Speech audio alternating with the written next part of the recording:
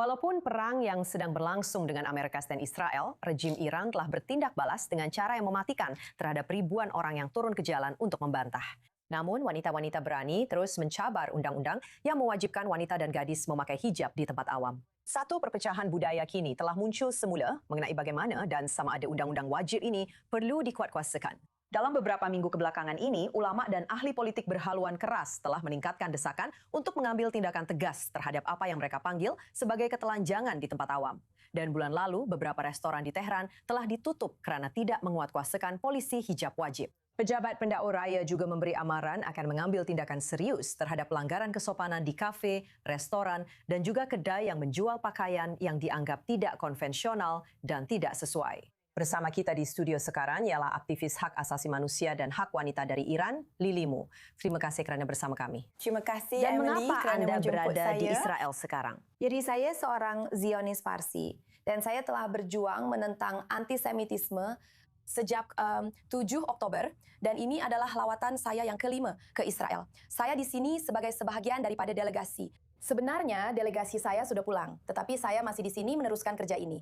Saya sebahagian daripada pasukan yang dipanggil Off Top di bawah Cyrus Fund dan kami sedang cuba mewujudkan zon penampan yang selamat untuk diaspora, untuk rakyat Iran di dalam Iran dan diaspora Iran. Ahli-ahli yang aktif menentang rejim dan mahu rejim ini tumbang untuk berhubung dengan mereka, untuk mencari jalan membantu mereka menggulingkan rejim semasa peralihan ini sedang berlaku. Jadi, boleh terangkan dari adakah awak perlu memakai hijab? Awak meninggalkan negara itu semasa remaja. Jadi bagaimana pengalaman ini sebagai seseorang yang perlu mengalaminya? Jadi di Iran, sebaik sahaja awak kelihatan seperti seorang gadis dewasa, awak mesti mula memakai hijab.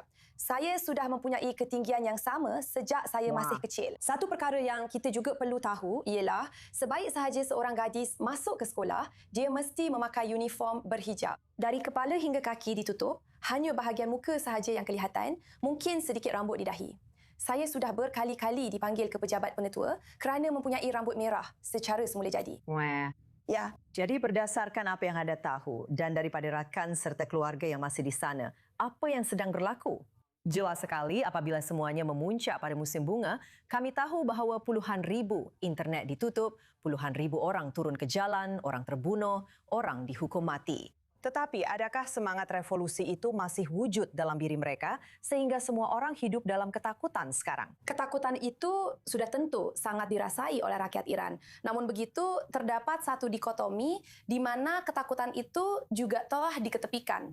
Terdapat penolakan ketakutan yang berterusan apabila orang ramai bergerak ke arah peluru dengan tangan kosong. Itu adalah definisi mutlak penolakan ketakutan. Dalam keadaan di mana penindasan adalah satu-satunya perkara yang dilakukan oleh rejim, memakai tudung atau tidak sudah tidak lagi menjadi keutamaan bagi lelaki dan wanita Iran. Lelaki menggalakkan wanita untuk menjadi sebebas yang mereka mahu. Mereka tidak memaksa tetapi memberi galakan. Namun, rejim ini tetap berkeras untuk membunuh lelaki dan wanita yang ingin bebas. Jadi, jika seorang pemilik restoran menggalakkan pelanggannya untuk menjadi sebebas yang mereka mahu, dia akan dihukum sama Tetapi, seperti bagaimana wanita-wanita bentuk itu. hukuman dalam kes ini?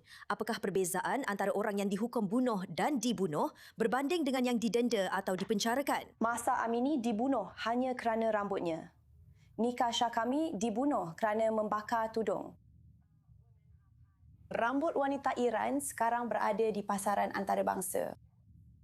Pembunuhan beramai-ramai pada 7, 8 dan 9 Januari. Jadi kami tahu tentang realiti di mana ribuan mayat masih disimpan, di mana rambut dicukur. Wanita adalah sebahagian daripada keseluruhan pembunuhan beramai-ramai ini dan bahagian badan wanita termasuk rahim mereka telah dikeluarkan. Kekejaman rejim ini. Jadi memakai atau menanggalkan tudung bukan lagi keutamaan bagi rakyat Iran. Dan sejujurnya, sebagai seorang rakyat Iran yang telah lama berjuang menentang rejim ini, bermula dengan pembunuhan Mahsa Amini, revolusi Singa dan Matahari masih sangat hidup. Dan artikel-artikel seperti yang menumpukan pada rambut wanita berusaha sedaya upaya untuk memperkecilkan realiti revolusi yang sedang berlaku di Iran sekarang. Jadi dari sudut pandangan anda, apakah matlamat akhir untuk semua ini? Perang, damai, revolusi. Walaupun bagi mereka yang tidak turun ke jalan, adakah itu masih mungkin? Dan jika ya, adakah kita akan hidup untuk menyaksikannya? Jadi rakyat Iran kini menyeru agar putera mahkota Reza Pahlavi mengeluarkan seruan seterusnya. Seperti yang kita lihat, terdapat satu trend besar di media sosial di pelbagai platform di mana jutaan rakyat Iran memberi respon kepada satu kenyataan yang ditandatangani oleh seorang artis pembangkang bernama Hamid Farhat. Saya telah bercakap tentang beliau di sini dalam temu bual saya yang lepas mengenai lagu lain yang beliau hasilkan dan bagaimana beliau membentuk kata-kata revolusi. Mereka berkata, "Hambatan ya Rema, Pahlavi Shah Shahima," yang bermaksud rakyat negaraku berada di sisi saya. Mereka adalah rakan senegara saya dan Pahlavi adalah raja saya. Jadi mereka sedang menyeru agar ada seruan seterusnya untuk turun ke jalanan. Mengapa mereka turun ke jalanan berjuta-juta orang? Lebih daripada 13 juta turun ke jalanan di lebih 400 bandar di Iran menyeru agar Pahlavi kembali. Mereka berkata, "Ino akhirin abarde, Pahlavi bar mimigade." Yang bermaksud, ini adalah pertempuran terakhir. Pahlavi akan pulang ke tanah air. Hari-hari peperangan dan tindakan ketenteraan terhadap Republik Islam ini telah menjadi realiti sebenar yang membawa harapan dan keputusasaan bagi rakyat Iran.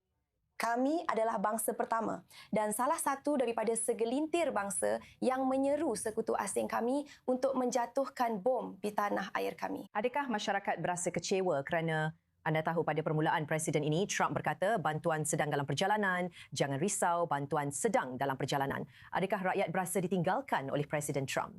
Rakyat Iran telah belajar bahawa diplomasi di televisyen sangat berbeza dengan realiti di lapangan. Jadi mereka masih berharap dan mereka masih memanggilnya Uncle Donnie. Mereka masih memanggilnya Uncle Donnie. Dan bagaimana pula pandangan kebanyakan rakyat Iran terhadap Israel? Bibi Jun masih Bibi Jun, maksudnya bibi kesayangan saya. Mereka menamakan jalan-jalan dengan namanya, sempena beliau. Mereka berharap kita harus mengakui realiti bahawa hanya dua pemimpin dunia yang memutuskan untuk mengambil tindakan terhadap Ayatollah yang telah membunuh lebih daripada 100,000 rakyat Iran dan jumlahnya masih dikira. Kesaksian yang saya dengar tentang pembunuhan beramai-ramai itu sangat dahsyat seperti Holocaust dan dunia perlu mengetahuinya serta ia akan didedahkan. Wah, Anda memang sangat berani dan terima kasih serta tinggal lebih lama di Israel. Anda tidak perlu pulang. Saya harap saya hargai masa anda, Emily. Sudah tentu. Terima kasih Terima banyak kasih. kerana menjemput Terima saya kasih. ke I24 Sangat seronok sekali dapat lagi. berjumpa.